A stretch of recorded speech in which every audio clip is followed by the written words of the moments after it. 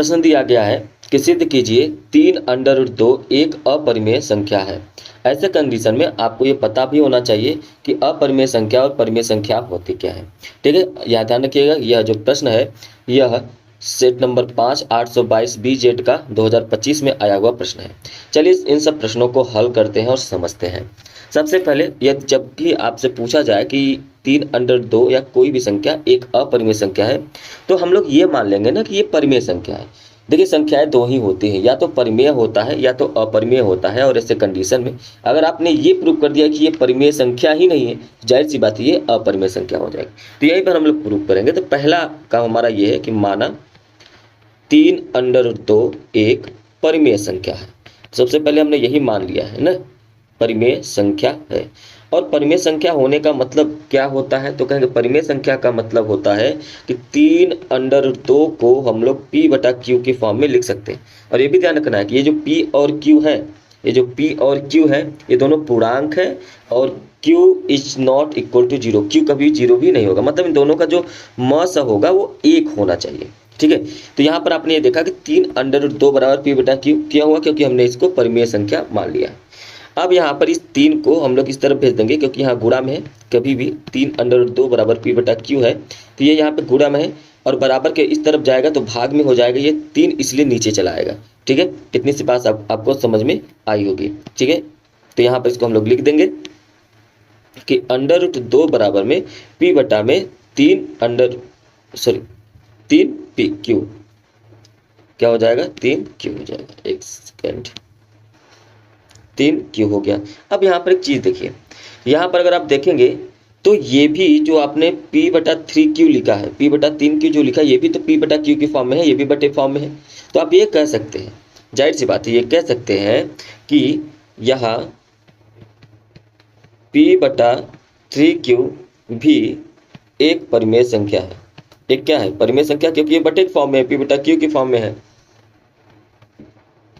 एक परिमेय संख्या है ना, क्योंकि दोनों के दोनों P और 3Q भी पूर्णांक है।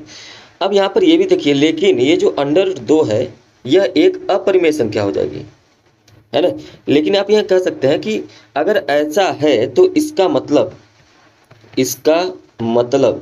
क्योंकि ये दोनों बराबर दिखाया गया तो √2 भी एक परिमेय संख्या हो जाएगी, एक परिमेय संख्या हो जाएगी। लेकिन √2 एक परिमेय संख्या होती है, तो यहाँ पर लिखेंगे लेकिन हम लोग जानते हैं, लेकिन हम जानते हैं कि √2 एक अपरिमेय संख्या होती है, एक अपरिमेय संख्या होती है। अब आप ये बताइए, प्रश्न में ये कहा गया कि 3√2 को आप प्रूव करिए अपरिमेय संख्या। हमने मान लिया कि चलिए परिमेय संख्या है, तो 3√2 बराबर P/Q हो गया। अब हमने 3 को इस तरफ भेज दिया तो √2 ये जो करड़ी में 2 है ये तो अपरिमेय संख्या होती है, और यहाँ ये जो P/Q के फॉर्म में लिखा गया है P/3Q, ये तो परिमेय संख्या है। कभी भी परिमेय संख्या अपरिमेय संख्या के बराबर नहीं हो सकती है। इसलिए अगर आप ये कह रहे हैं कि P/3Q एक परिमेय संख्या है, तो इसका मतलब यह हुआ कि √2 भी एक परिमेय संख्या है।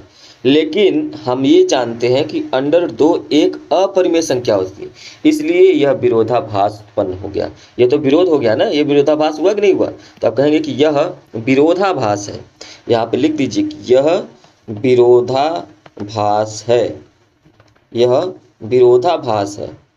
ठीक है, किस चीज़ का विरोधाभास है, कि जो हमने पहले माना था वह गलत है।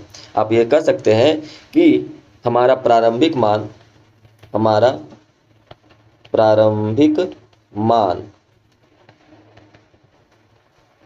3√2 बराबर परिमेय संख्या जो आपने माना था वो गलत है, गलत, हमारा प्रारंभिक मान गलत है। इसलिए 3√2 एक अपरिमेय संख्या है, अपरिमेय संख्या